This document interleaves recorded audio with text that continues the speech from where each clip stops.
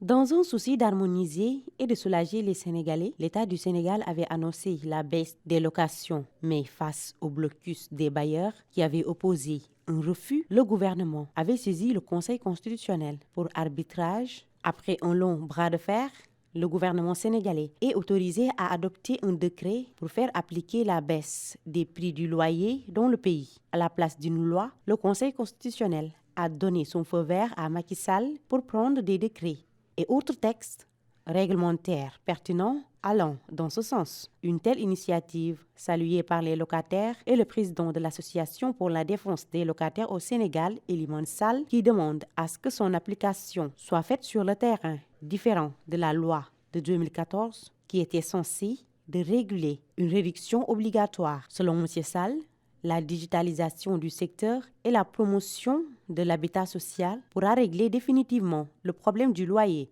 Alors je crois que c'est une bonne décision parce que le loyer coûte excessivement cher à Dakar, qui rivalise aujourd'hui avec les capitales occidentales. Alors que l'autorité prenne la décision de baisser les loyers, je pense que c'est une décision salutaire. Maintenant, puisque le Conseil constitutionnel a donné un avis favorable au président de la République et à son gouvernement, ce que nous attendons maintenant, c'est que cette décision-là soit applicable sur le terrain. Alors, soit applicable sur le terrain parce qu'en 2014, vous n'êtes pas sans savoir qu'on avait baissé les loyers. Malheureusement, ça s'était soldé par un échec, dû simplement à un manque de suivi sur le terrain. Alors aujourd'hui que nous avons eu à faire l'évaluation quand nous l'avons rencontré lorsque on parlait de la cherté de la vie, il nous avait promis de façon ferme qu'au mois de janvier, on prendrait une décision allant dans le sens de baisser les loyers. On lui avait aussi fait savoir que ce qui avait fait échouer la loi de 2014, c'était un manque de suivi notoire sur le terrain et qui a conduit évidemment à un contournement de cette loi-là. Donc je pense que baisser c'est bon, mais baisser et que ça soit ressenti par les locataires sur le terrain, c'est encore mieux. Nous ne voulons pas une décision comme ça à la va-vite, mais nous voulons que, effectivement, avant toute décision, que vraiment les mesures soient prises pour qu'une fois la décision prise, que ça soit ressenti par les locataires sur le terrain. Décision conseil constitutionnel bi ak Macky Sall bu mu jël parce que lolu amna solo quoi mais parce que location dafa cher. C'est à saluer la décision du Conseil constitutionnel et du président, car le loyer est trop cher. C'est difficile pour la population et les Sénégalais lambda se débrouillent pour s'en sortir. Wàññi woon nañ mais amul suivi borom kër yi dañuy toog ba benn moment génnee locataire pour payer chaque mois 150 000, 200 000 ou même 300 000 francs CFA pour un studio ou un appartement, c'est très coûteux. J'invite l'État à bien veiller sur ça, car la loi précédente n'avait pas eu de suivi et les bailleurs sortaient les locataires, sous prétexte qu'ils doivent réfectionner la maison. Or, tel n'est pas le cas. Tout ce qu'ils visent, c'est augmenter et c'est pas normal. On doit s'entraider. On s'efforce pour payer les factures d'eau et d'électricité chaque mois. La dépense quotidienne, la scolarité des enfants, c'est trop dur. Yàlla na suñu borom nag jëmale kanam nag ba mu am suivi nag ba nga xam ne ñu mën ko topp quoi parce que métti na trop. bi nii quoi mais affaire la boo xamante ne man ni mu ko gisee quoi man location dafa nekk loo xamante ne gars yi waroon nañ ko mun di def.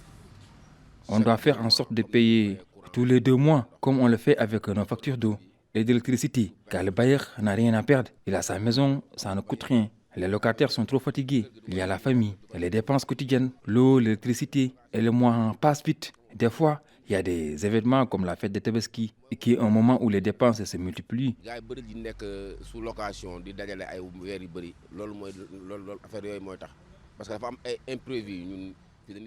Et d'autres charges en plus de loyer, c'est dur. Et le bailleur t'attend les pieds fermes, car ils vivent de ça. C'est bien vrai, ils doivent nous comprendre et nous permettre de donner une avance et payer le reste après la fête. Mais ils nous mettent la pression.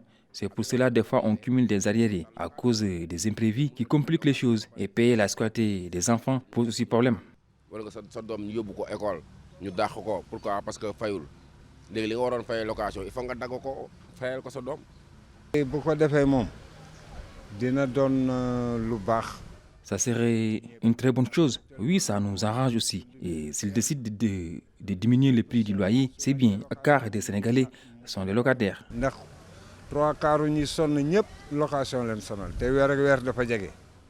Et le mois passe très vite et les bailleurs n'ont pas la compréhension. Donc c'est une bonne chose. D'accord,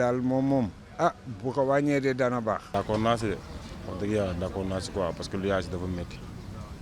Le loyer moom soxna si ku ne métti wu da nga see nekkoon. Je suis d'accord, oui, franchement, parlant, car la location, c'est trop dur. Je loue auparavant, donc je parle en connaissance de cause. Aussi, les bailleurs doivent se soumettre à cette décision du président Macky Sall. Donc, ils sont obligés de l'appliquer. C'est dans l'intérêt des citoyens. Vivre en location, c'est trop dur.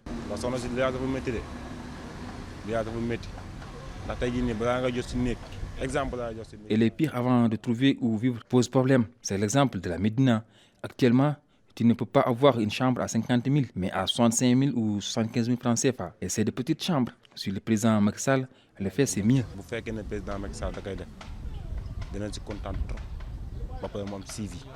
Mais qu'il y ait une suivi. Aussi, avant de diminuer le prix du loyer, il doit aussi faire la même chose pour les matériaux de construction. Parce que la construction d'une maison, c'est trop coûteux.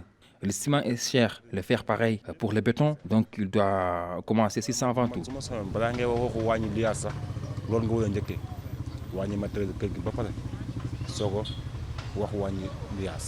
Ce même avis est partagé par Lamine Traoré. Et puis tamit mu xalaat tamit que locataires yi Il doit mettre en place des logements sociaux. À moindre coût pour nous, on pourrait payer petit à petit. C'est mieux. Plus tard, après nous sommes cœur. Voilà, je pense que les gens en ont assez quand même. Depuis 1966, le législateur a toujours pris des décisions allant dans le sens de réglementer ce secteur-là. Mais nous nous sommes rendus compte que toutes les décisions qui ont été prises ont été dévoyées parce que tout simplement c'est des lois que l'on met comme ça à la portée des populations en leur demandant s'il y a un problème d'aller au tribunal ou au niveau de la justice en tout cas. Mais force est de constater que les gens ne vont pas abandonner leur boulot pour aller avec les lenteurs administratives que nous connaissons, pour aller régler des problèmes au tribunal. Ce que nous avons préconisé, nous avons proposé depuis très longtemps que ces lois-là ne vont jamais s'appliquer tant qu'on n'a pas des organes de contrôle. Des organes de contrôle, quand on le dit, on a parlé de l'organe de régulation des loyers, de police des loyers, mais il faut aller plus loin en étant courageux dans les décisions politiques parce qu'il faut uniquement une volonté politique réelle. Nous avons proposé la digitalisation carrément du secteur. Si on l'a fait avec les pièces d'identité, aujourd'hui, dès que vous tapez votre numéro d'identification, on vous reconnaît, on a toutes les filiations sur vous. Dès qu'on tape le numéro de la maison au niveau du cadastre, on a toutes les données sur la maison. Pourquoi ne devrait-on pas le faire pour les loyers, pour régler définitivement cette question-là? Parce que c'est comme si aussi les autorités ne voulaient pas réellement régler ce problème. On nous brandit des lois, on nous brandit des décrets qui n'ont jamais été respectés, mais on continue de le faire quand même. C'est comme si, quelque part, on avait des problèmes pour que ce problème-là soit réglé. Et maintenant, nous avons mis sur la table cette histoire de digitalisation, d'autorité de régulation dans un premier temps, mais plus loin, on doit aller vers la digitalisation. Partout dans le monde, les loyers sont encadrés. Et pourquoi pas au Sénégal? Donc, il faut vraiment digitaliser cela. Aujourd'hui, si vous demandez aux autorités le nombre de locataires qu'il y a dans Sacré-Cœur, à la Médina ou partout, ils ne vous le diront pas. Donc, c'est un problème. Il faut identifier les locataires, identifier les bailleurs avant de pouvoir prendre des décisions allant dans le sens d'abréger les loyers. Tant qu'on ne le fera pas, on va sortir toutes les lois, on va sortir tous les décrets, ça ne sera jamais applicable et on va d'ailleurs ternir les relations entre bailleurs et locataires qui vont se chamailler, qui vont aller au tribunal, alors que si on avait laissé comme ça allait pouvoir se régler automatiquement. Dans un autre sens, il faut aussi promouvoir l'habitat social. Parce que dans le long terme, la solution, c'est que tout le monde puisse avoir sa maison et ne plus être dans la location. Donc l'État a vraiment les moyens de régler ce problème-là s'il le désire. Mais malheureusement, on nous brandit des décrets et des lois qui ne sont jamais appliqués, qui ne sont jamais respectés au vu et au su de ces autorités-là. Donc ça, s'il ne s'agit que de ça, franchement, on n'en veut pas. La digitalisation du secteur et la promotion de l'habitat social ne suffisent pas seulement, mais pour Mbaye Paye, il faut aussi mettre en place des corps de contrôle pour faire avancer les choses. Notre problème, moi suivi. Notre souci, c'est le suivi. On prend de bonnes initiatives, mais malheureusement, il n'y a pas de suivi. Après 2 ou 3 mois, ce n'est pas seulement avec le loyer. Il y a trop de laisser-aller. Il y a trop de laisser-aller. Mais sur tous les plans, s'il y avait de suivi, il n'y aurait jamais de problème. Mais malheureusement, les bailleurs font ce qu'ils veulent. Ce n'est pas normal. Ça ne sera pas facile. Le gouvernement doit prendre ses responsabilités.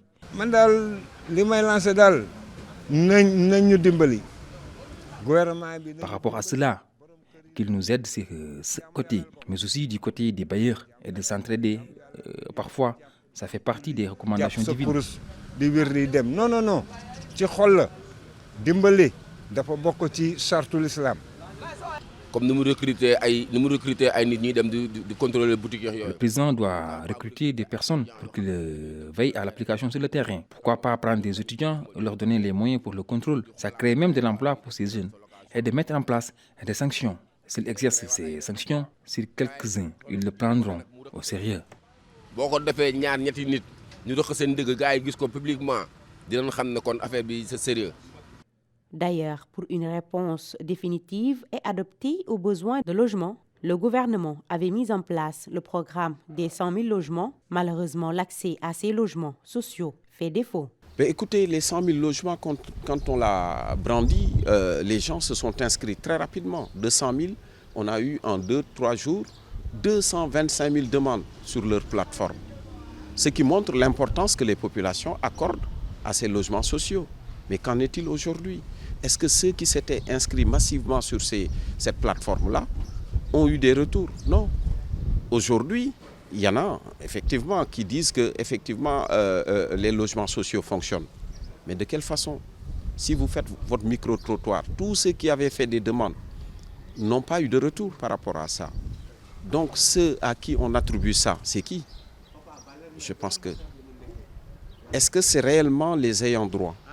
Est-ce que c'est réellement ceux qui sont dans le besoin? Donc il faut que cela ait une transparence qu'il faut pour que les ayants droit puissent accéder à ces logements sociaux-là. Mais si on redonne ces logements sociaux à ceux qui ont déjà des maisons, à ceux qui ont déjà des moyens de se payer 10, 20 maisons, on va retomber dans la même situation. C'est les mêmes bailleurs qui vont acheter les logements-là pour les redonner en location à ceux qui réellement devraient en bénéficier. Donc, des logements sociaux, c'est bon, mais il faut vraiment que ça aille vers les ayants droit, c'est-à-dire ceux qui, depuis très longtemps, vivent dans la location. Mais écoutez, non, pas du tout. Pas du tout. D'ailleurs, ils se posent des questions sur comment ils peuvent faire pour que leurs demandes qu'ils avaient déposées sur la plateforme soient diligentées. Normalement, par cette même plateforme, on devrait faire des retours à tous ceux qui ont demandé s'ils sont attributaires ou non, et sur quels critères. Mais évidemment, on sort un beau jour, on vous dit on a attribué à 1000 personnes, on a attribué à tant de personnes, mais sans savoir comment. Donc je pense qu'il faudrait une large communication pour que les ayants droit puissent... Parce qu'ils en veulent. On nous appelle tout le temps pour nous dire comment faire pour y accéder. On leur explique, mais souvent, ce n'est pas tellement le cas. Donc il faut une politique réelle, vraiment volontariste de l'État, à accompagner ceux qui sont salariés, ceux qui ont des revenus, pour pouvoir accéder au logement, parce que personne ne souhaite vivre ad vitam aeternam dans la location. Mais il faut des politiques claires, transparentes, inclusives, pour que tous ceux qui sont dans le besoin, les vendeurs de cacahuètes, vous entendez tout le temps parler cité magistrat, cité impôts et domaines, mais à quand cité mécanicien, cité vendeur de cacahuètes, cité boutiquier?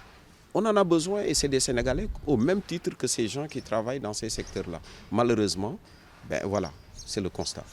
Mais 100 000 logements yooyu nga ñuy wax noonu tamit da nga koy dégg nii rek am ñoo xamante ne ci biir gouvernement bi la. Ces 100 000 logements, Non, ils se sont partagés le gâteau entre eux-mêmes et ils ne sont même pas dans le besoin. Ce sont eux qui ont pris ces logements et non les ayants droit. Ils récupèrent ces logements et ils louent les maisons. Nous sommes laissés en rade. Je pense qu'ils devaient descendre sur le terrain, faire le recensement des locataires et discuter avec nous pour nous expliquer le mode de paiement.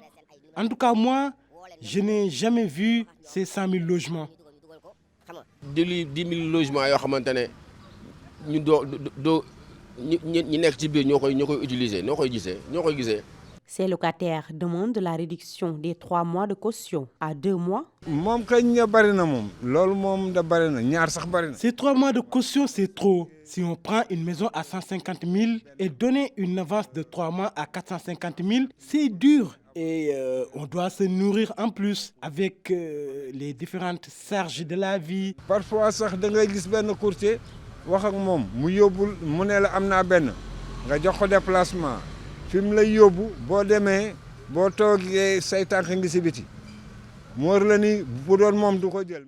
Ce n'est pas normal. Certains courtiers, eux, nous fatiguent et ils sont en complicité avec les bailleurs. Parfois, ils nous amènent visiter une chambre. Et pour le déplacement, on doit donner une petite somme d'argent. Mais une fois sur place...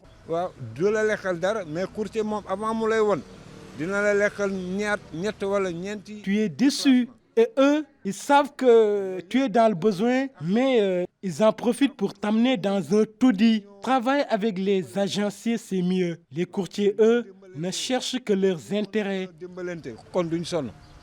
Sénégalais du sonn mais Sénégalais moo mënul dimbali moromam foog na ni bu la may 100 francs nga ëppale ko.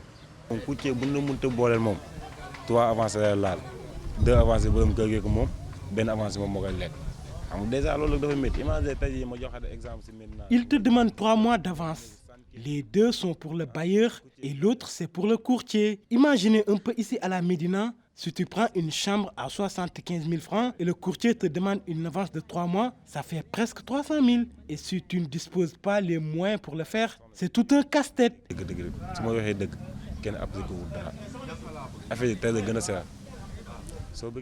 Les bailleurs doivent revoir leur manière de faire. C'est dur et tout est cher dans ce pays.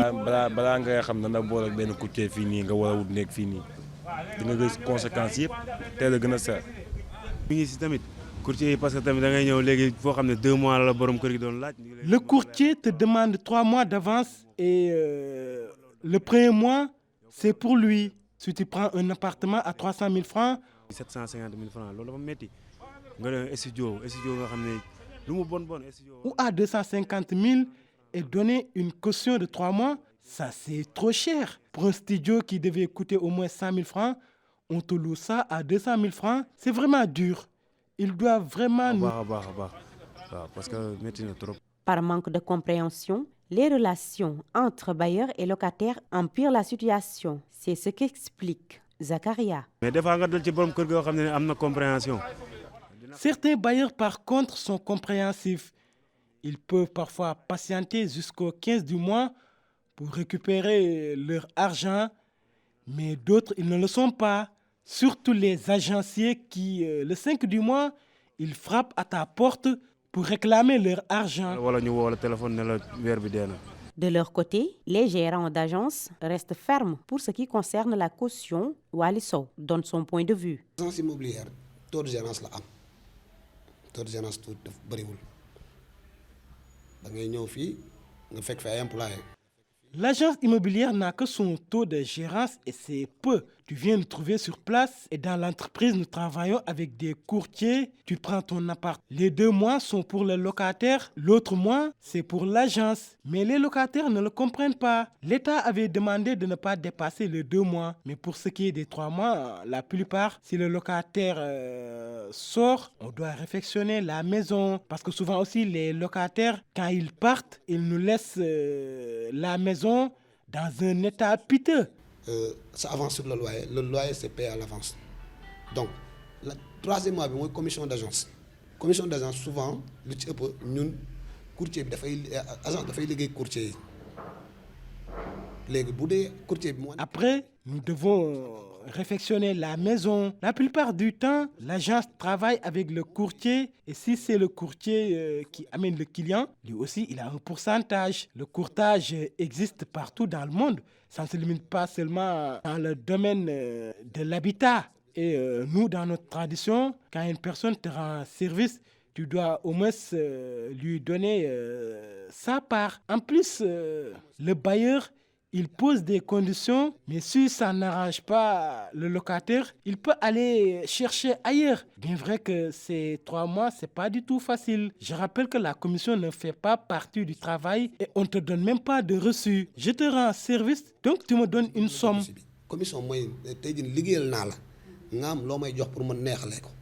Le gouvernement doit miser sur la construction des logements sociaux, a priori la ville de Dakar. Tel est le constat de Wali Sow. La première chose que nous devons pour contrecarrer, c'est que les logements sociaux sont tabaxés. Parce que nous sommes alalam. Le gouvernement doit dans un premier temps mettre en place des logements sociaux car on ne peut pas imposer quoi que ce soit aux bailleurs parce que c'est leur propriété. Mais les logements sociaux pourront améliorer beaucoup de choses. Et aussi, autre chose à souligner, il faut savoir que le loyer est trop cher et c'est au niveau mondial. Du Sénégalais, qu'est-ce que c'est? Ethnie yépp ngi fi, dëkk yépp ngi fi, étudiants yépp ngi fi.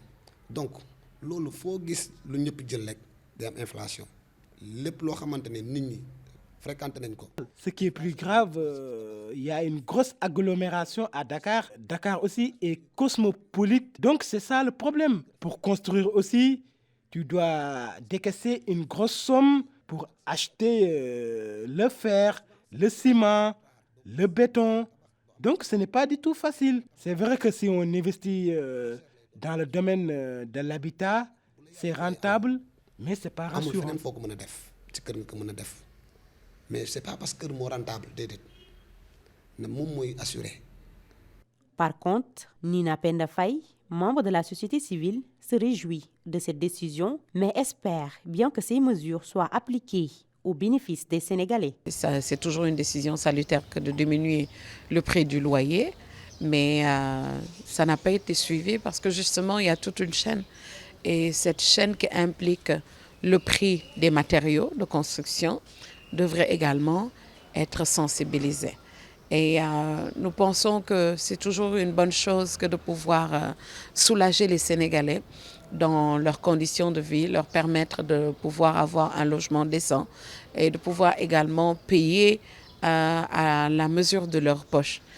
Cependant, ce que nous constatons, comme toujours, c'est que ce sont des décisions qui sont prises, mais qui n'ont pas de suite. Et les Sénégalais se retrouvent entre 2 camps, entre le camp du pouvoir et le camp de ces bailleurs qui sont quand même propriétaires, et qui ont investi, et qui ont construit avec des matériaux qui coûtent quand même cher, il faut le dire. Et rappeler que le Sénégal fait partie de ces pays en Afrique où le logement est extrêmement cher comparé aux autres pays de la sous-région ouest africaine. Donc, saluer la décision et saluer le fait que le chef de l'État continue dans cette logique de vouloir que les Sénégalais puissent accéder à des logements à un moindre coût. Une collaboration de toutes les parties prenantes pourrait résoudre le problème, c'est l'avis de Mme Faye. En collaborant et en échangeant, en discutant avec toutes les parties prenantes. Parce que toutes les parties prenantes sont toutes ces sociétés qui travaillent et qui sont dans le domaine du matériel de construction. Nous estimons que seule cette solution serait la meilleure pour qu'ensemble, État et société puissent ensemble trouver les meilleurs moyens de pouvoir soulager les Sénégalais qui souffrent énormément quand il s'agit de l'habitat, quand il s'agit du logement, quand il s'agit du loyer. Sachant que la vie est chère, sachant que les prix des denrées de première nécessité également ont beaucoup augmenté et nous savons que les bailleurs ont toujours des subterfuges et des moyens de pouvoir faire en sorte que, même si on vous demande de diminuer, vous vous retrouvez toujours à payer un peu plus que ce qu'il fallait payer. La concertation. En toute chose, il faut la concertation, il faut des discussions, il faut écouter toutes les parties prenantes et ensemble pouvoir décider de la diminution du loyer. Il faut diminuer. Ça, nous sommes d'accord. Mais c'est des décisions concertées qu'il faudrait prendre pour ne pas que les Sénégalais soient encore une fois lésés et qu'ils se retrouvent dans des situations où les bailleurs ne veulent pas du tout diminuer le loyer, et ce serait déplorable pour le citoyen lambda qui n'a pas forcément les moyens. Pour rappel, l'ex-ministre du Commerce, des petites et moyennes entreprises, Aminata Assome Diatta, avait même rencontré les acteurs immobiliers. À l'issue de cette rencontre, d'importantes mesures et recommandations ont été retenues pour résoudre le problème. Il était retenu la mise en place urgente de l'Observatoire national du loyer et la révision du problème des cautions. En effet, les bailleurs avaient revu à la hausse le nombre de mois de la caution. Ainsi, elle avait également proposé des mesures pour que les cautions ne dépassent pas 2 mois et soutient le partage des frais de commission pour préserver les intérêts des locataires. Des mesures étaient aussi prises pour régulariser et redynamiser le taux forfaitaire de l'enregistrement, mais également la réglementation des activités des agences immobilières. L'initiative de baisse du prix des loyers vise à donner un coup de pouce aux citoyens sénégalais face à la cherté de la vie et de favoriser l'augmentation de leur pouvoir d'achat.